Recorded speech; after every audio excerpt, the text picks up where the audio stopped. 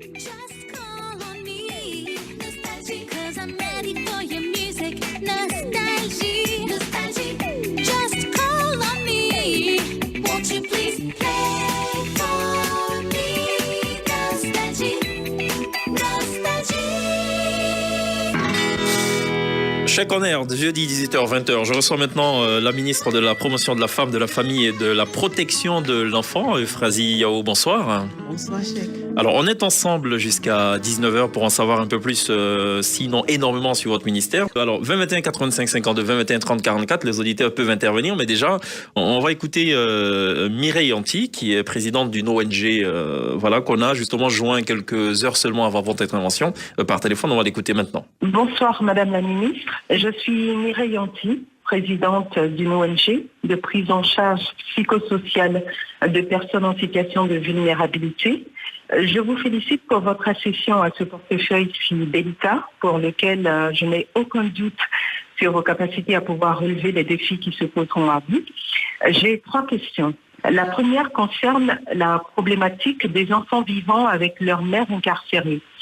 La prison, comme vous le savez, n'est pas un lieu facile pour les adultes, alors que des bébés et enfants en bas âge y vivent au quotidien aux côtés de leur maman.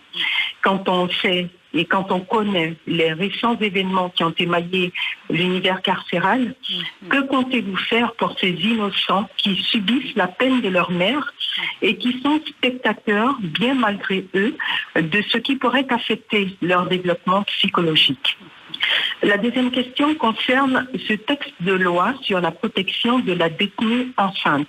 Selon l'article 48 du Code pénal ivoirien, la femme enceinte condamnée à une peine privative de liberté ne doit subir sa peine que 8 semaines, soit 2 mois au moins après son accouchement.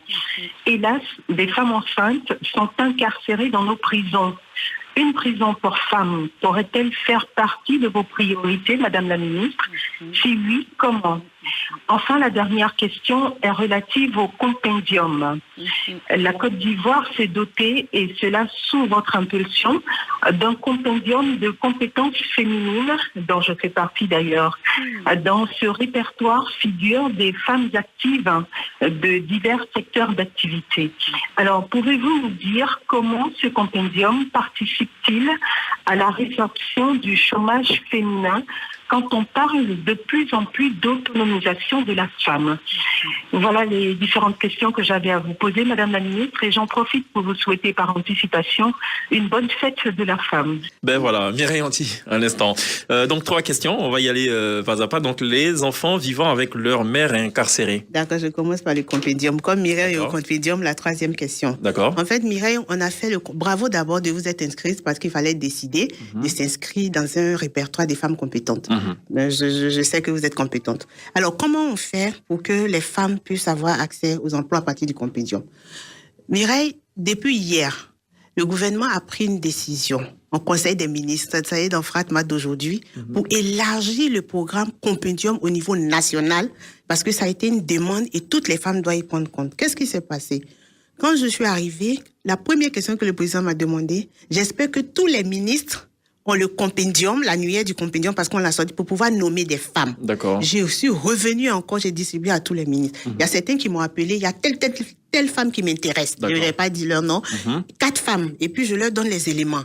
Et il y a des femmes qui sont nommées à partir de la base de données du compendium. D'accord. Et quand on va au comité restreint, on regarde le nombre de femmes que chaque ministère est en train de nommer. Ils ne peuvent plus dire qu'ils ne savent pas où sont les femmes. Avant, oui. Mais avec 3 femmes, 4 de haut niveau, on les nomme. Et moi, j'ai nommé une femme du compendium directeur des cabinets, une femme du compendium chef des cabinets. Mes assistants sont au compendium. Je leur montre l'exemple. Donc, Mireille, ça, vraiment, il n'y a pas de problème. Et puis, il y a le forum de l'emploi et de l'entrepreneuriat féminin qu'on organise avec AOS pour les femmes du compendium. Et je vous assure que pendant le forum, il y a des tests qui sont faits, il y a des femmes qui ont du boulot, il y a des femmes qui bénéficient de l'exemple des autres qui s'introduisent. En tout cas, ça, il n'y a vraiment pas de souci. Deuxième question, la femme enceinte. Ça, vraiment, on appelle ça la vulnérabilité.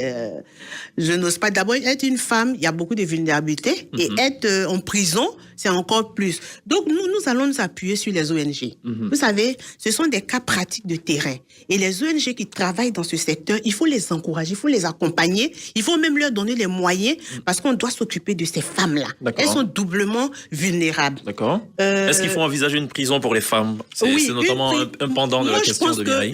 J'ai eu un contact aux États-Unis il y a 3 ans qui déplorait justement la question des femmes en prison. Et ils avaient les femmes enceintes en prison, même les femmes même. C'est-à-dire, il fallait des conditions meilleures. Et ils avaient souhaité nous accompagner. Donc pour nous, si on renouvelle ces genres de contacts et qu'on a des ONG qui sont spécialisées dans la question, le ministère ne peut même pas tout faire. Dans notre vision, on va beaucoup s'appuyer sur des ONG. C'est très honnête de le reconnaître au moins. Le ministère ne peut pas tout faire. On ne peut pas tout faire. Et il faut, moi j'ai vu ça au Maroc, on s'appuie sur les grosses ONG qui sont crédibles, qui travaillent déjà, qui sont sensibles à la question et on les accompagne. Donc ça fait partie de nos priorités. D'accord. Les enfants vivant avec leur mère incarcérée. Moi, j'ai vu une image forte, c'est le petit gamin de moins de 10 ans qui sort de la prison tôt le matin pour se rendre à l'école, mais qui doit revenir avant 16h parce qu'on ferme les prisons à 16h. Moi, ça, je suis un peu choquée aussi. Parce que je me dis que cette femme-là, 10 ans, cette femme-là a de la famille. Est-ce qu'on ne peut pas retirer ces enfants-là? En Côte d'Ivoire, on a la famille élargie. D'accord. Pourquoi est-ce que l'enfant vivrait en prison?